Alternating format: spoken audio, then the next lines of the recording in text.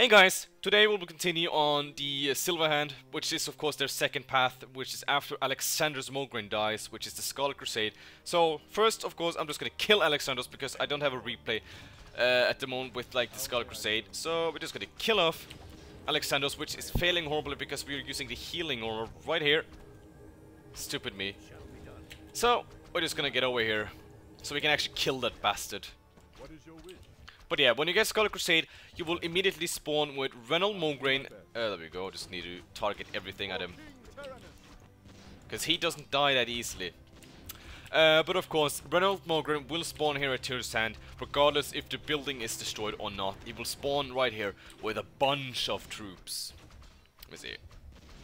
Alexander should die anytime now. There we go.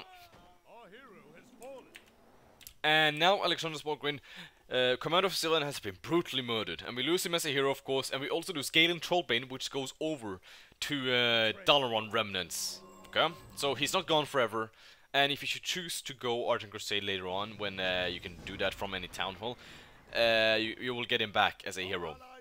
Now, if you have lost already Garethos, Lord Garethos, or he just died, he will come back to you, I believe. He will come back. Correct me in the chat if I'm wrong, because this is at the stream at the moment. And of course, you have Isilden. I believe he comes back as well if you have lost him. And of course, just as a message said here, you've been kicked out of the alliance, so you have no allies whatsoever. And the only way you can get your original allies back is to actually go Argent Crusade or alliance later on, of course. Satan the Atherhan will be revivable. He is not revivable, as oh goddammit, as Silver Hand. But of course, now he is, and you can only get Balnazzar. No, only Satan. Okay, so it's only Satan you get back if he's died. Garethos will be gone forever. And not Isilden either. Okay, so I'm a little bit wrong here. Don't worry. Now, the different things you have as Scarlet, you will get Crimson Knights instead of your normal Knights. And they have a little special build there, which I think many people find a little bit annoying. Sealer's Fate. The Knight's fate is so resolute, not even death will stop him, destroying the undead. 10 seconds after the death of this Knight will return once more to life, and this has a 5-minute cooldown. Keep that in mind, but of course your Knight will return, back, of course. You have instead of your normal priest, you will have Scarlet Priest, which will have some different abilities, he will have Dispel Magic, which of course you have as normal priests, of course, in Silver Hand. But you get two new abilities, which is Exalt. The priest unleashes a flurry of holy magic, damaging nearby enemy units. So this is actually quite a powerful spell, actually. So I know there's some undeads over here, so we're gonna test this out, just showing you right now. So this is actually quite a powerful ability. And of course, they have Sealer's Rage, which is like oh goddammit, which is like Bloodthirst on a shaman. And at the moment I'm getting areas saying your spells are wrong. So please tell me what you mean. So we're just gonna use Exalt on these undeads right here, and bam. So the ghouls died, and the Abomination died. It does a lot of damage. Bloodlust? Blood Fury. I said Blood Fury, I meant Bloodlust, sorry, yeah. Chat is I have an expert. Expert, yeah, it is. Which is helping me, of course. Of course, your heroes will be, your main hero will be Reynold Mograine, and if you have acquired the Ashbringer before you die with Alexandros, Reynold Mograine will also have the Ashbringer, which is of course a powerful item. And if you don't have the Ashbringer, if you only have the Ashbringer control, you can still get it. And the path to do this, actually, I'm just gonna, because we're gonna use Isilden's Holy Vision actually to just show you.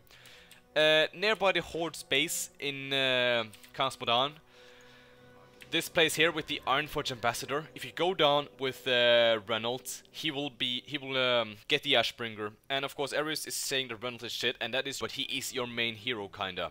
He is like the one that can change your paths and all that. So his spells is Fantasism, which is Reynold goes into Fantasism mode. Oh god. greatly increasing his attack and movement speed for a short period of time. And an attack and movement speed bonus increases by the per level, of course. We have Light Surge, which sends a surge of Holy Light, healing friendly units within a small targeted area, and the amount is increased with your levels. Unholy Conversion.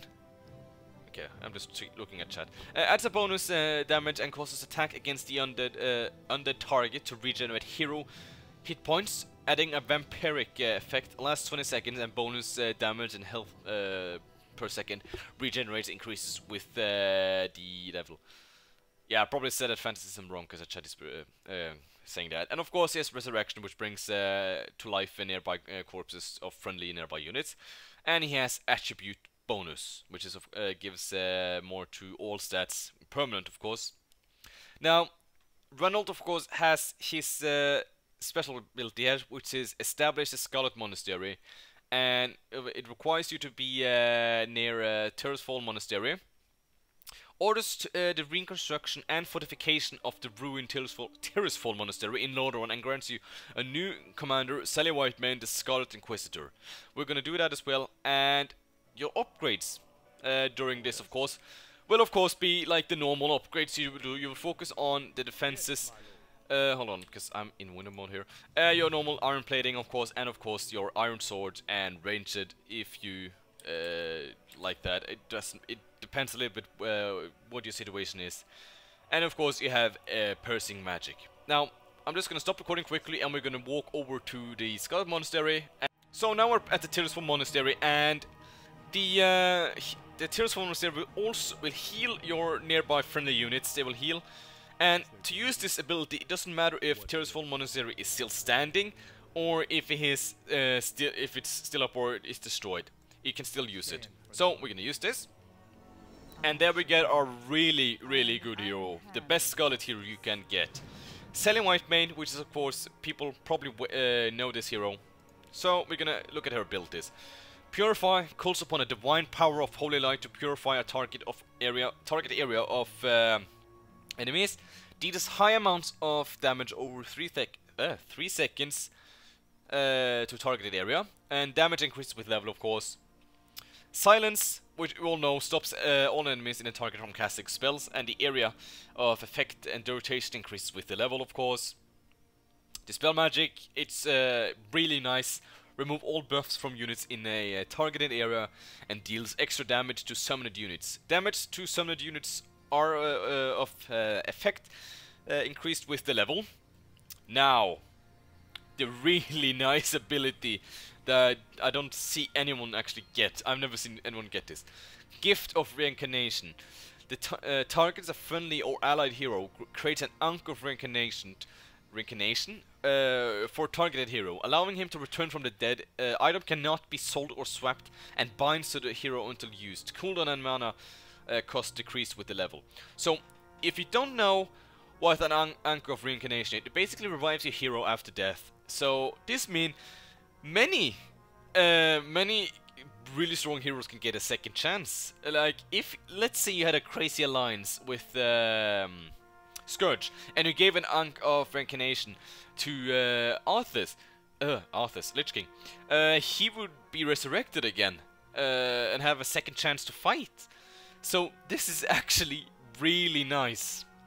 Now, we forgot to look over the other heroes here, so we're just gonna quickly look at Satan, which is no different in the Holy Light, Smite, Devotion Aura, and Resurrection, and of course Attribute Bonus. But he also have Balnazzar form, which is one of the ways you can choose another path instead of going Argent Crusade if you so desire that.